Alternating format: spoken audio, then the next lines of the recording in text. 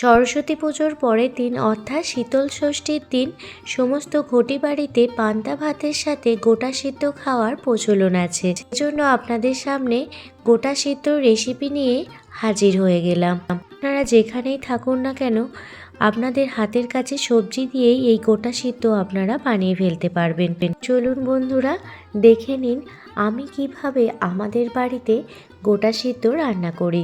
গোটা সিদ্ধর কোনো পার্টিকুলার কিন্তু রুলস নেই, এক এক বাড়িতে এক এক রকমভাবে গোটা সিদ্ধ বানানো হয়। আমি কিভাবে বানাই আজকে সেটাই আপনাদের সাথে শেয়ার করব। আমাদের বাড়িতে গোটা সিদ্ধ বানাতে গেলে সমস্ত সবজি বিজোড় সংখ্যায় নিতে হবে, আর কিছু সবজি নিতে হবে যেগুলো জোড়ায় জোড়ায় আছে।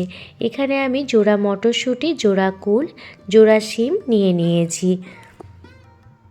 গোটা সিদ্ধর জন্য আমাদের বাড়িতে যে ডাল ব্যবহার করা হয় সেটা হলো দেখুন সাদা বিরি কড়াই, আর সাথে রমা কড়াই, সোয়াবিনস কড়াই। এখানে 5টা আলু নিয়ে নিয়েছি, 7টা রাঙালু নিয়ে নিয়েছি, 15টা শিম নিয়ে নিয়েছি, সাথে নিয়ে নিয়েছি 21টা মটরশুঁটি, 7টা কুল, 3টে বেগুন, আর জোড়া জোড়ায় 3 রকমের সবজি নিয়ে নিয়েছি। প্রত্যেকটা সবজি কিন্তু আমাদের বিজোড় সংখ্যায় নিতে হবে। এদিকে দেখুন হাঁড়িতে জল বসিয়ে দিয়েছি। জলের মধ্যে প্রথমে যে সাদা বিরি কড়াইটা ভালোভাবে ধুয়ে দিয়ে দিচ্ছি। এখানে আমি 250 গ্রাম সাদা বিরি কড়াই দিয়ে দিচ্ছি। রমা কড়াই বা সোয়াবিনস কড়াই, সেই কড়াইটা দিয়ে দিচ্ছি। প্রথমে ডালগুলো আগে দিয়ে দেব। ডালগুলো 50% সিদ্ধ হয়ে গেলে একে একে সবজিগুলো দিতে থাকবো। ডাল দেওয়ার পর যে জোড়ায় জোড়ায় সবজিগুলো নিয়েছিলাম সেই সবজিগুলো দিয়ে দিলাম। দেখুন জোড়া 2টো কুল, 2টো শিম, 2টো মটরশুঁটি এগুলো দিয়ে দিলাম।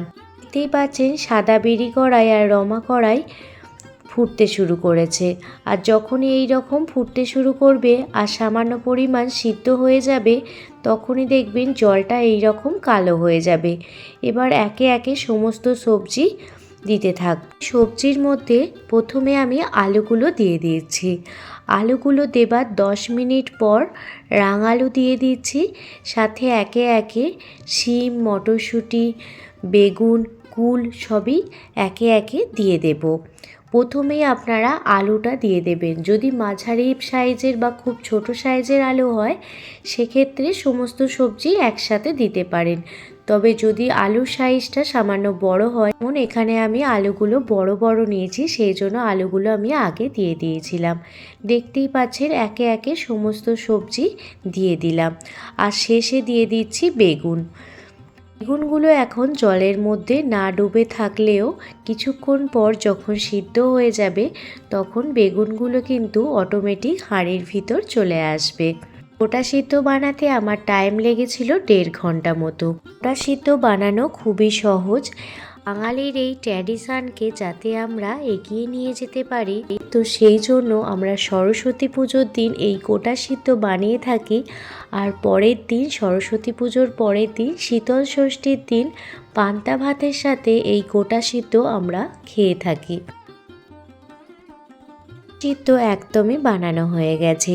যখন গোটা সিদ্ধ সামান্য ঠান্ডা হয়ে যাবে তখন একটি পাত্রে ঢেলে নিচ্ছি। এখনও কিন্তু গোটা সিদ্ধ অনেকটা পরিমাণ গরম আছে। আপনাদের দেখানোর জন্য দেখুন একটি পাত্রে ঢেলে নিলাম। আপনাদের হাতের কাছে যে সমস্ত সবজি থাকবে সেই দিয়েই আপনারা গোটা সিদ্ধ বানিয়ে নিতে পারেন। এই গোটা সিদ্ধ খাওয়াও কিন্তু খুবই হেলদি।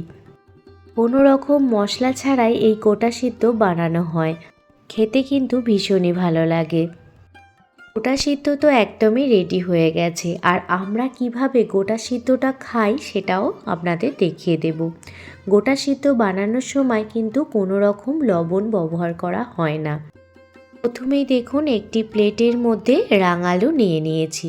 গোটা সিদ্ধতে অবশ্যই রাঙালু ব্যবহার করবেন, খেতে কিন্তু গোটা সিদ্ধ বেশি ভালো লাগবে। সাথে একটি বেগুন নিয়ে নিয়েছি, একটি বড় সাইজের আলু নিয়ে নিয়েছি, এছাড়া মটরশুঁটি, শিম নিয়ে নিয়েছি, আর সাথে কুল। আর সাথে 2 রকমের ডাল তো আছেই। আপনাদের আজকে আমরা কিভাবে গোটা সিদ্ধ মাখা খাই সেটাও আপনাদের সাথে শেয়ার করব। দেখতেই পাচ্ছেন প্রত্যেকটা সবজি একদম গোটা গোটা আছে, এমনকি মটরশুঁটিও কিন্তু আমরা ছাড়িয়ে দিতে পারি না, মটরশুঁটিও গোটা গোটা দিয়ে দিতে হয়। গোটা সিদ্ধ মাখার সময় মটরশুঁটির খোসাগুলো ফেলে দিতে হয়। অনেক বাড়িতে গোটা সিদ্ধতে পালং শাক ব্যবহার করা হয়, তবে আমাদের বাড়ির রিচুয়ালসে এই পালং শাকটা দেয়া হয় না।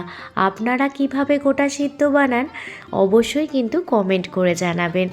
এবার সমস্ত সবজি একে একে হাত দিয়ে দেখুন ম্যাশ করে নেব। প্রথমে বেগুনটা ছাড়িয়ে নিচ্ছি, বেগুনের খোসাটা ফেলে দেব আর বেগুনের ভিতর যে শাঁসটা আছে সেটি নিয়ে নেব। আপনারা বাড়িতে এমনিতেও এই রকমভাবে সবজি সিদ্ধ করে খেতে পারেন, যেটা শরীরের পক্ষে ভীষণই উপকারী। সরস্বতী পুজোর দিন প্রায় সমস্ত ঘটি বাড়িতেই এই গোটা সিদ্ধ বানানো হয়ে থাকে। আজ আমিও বানিয়েছিলাম আর সেটাই আপনাদের সাথে শেয়ার করলাম। গোটা সিদ্ধ সমস্ত ঘটি বাড়িতে সরস্বতী পুজোর দিন দুপুরে খাওয়া দাওয়ার পর মা দিদিরা বোনেরা সবাই গোটা সিদ্ধ বানিয়ে নেন। আমাদের এখানে নিয়মে আছে সূর্যাস্তের আগে গোটা সিদ্ধ আপনাদের তৈরি হওয়া চাই। তো সেই জন্য দুপুরে খাওয়া দাওয়া সমস্ত পোশাক চেঞ্জ করার পর দুপুরেই এই গোটা সিদ্ধ গ্যাস ওভেনে কিংবা উনানে বসিয়ে দেওয়া হয়। গোটা সিদ্ধ এইভাবে মেখে নেওয়ার পর স্বাদ মতো লবণ আর সামান্য পরিমাণ সর্ষের তেল আর কাঁচা লঙ্কা কুচি দিয়ে আমরা এইভাবে গোটা সিদ্ধ খেয়ে থাকি। এই গোটা সিদ্ধ সরস্বতী পুজোর পরের দিন মানে শীতল ষষ্ঠীর দিন পান্তা ভাতের সাথে এই গোটা সিদ্ধ আর দই দুটো মিশিয়ে দই পান্ত আমাদের খেতে হয়। আপনারা কে কে বাড়িতে এই রকম গোটা সিদ্ধ বানান অবশ্যই কমেন্ট করে জানাবেন। যদি ভালো লেগে থাকে প্লিজ একটি লাইক, কমেন্ট, শেয়ার এবং সাবস্ক্রাইব করে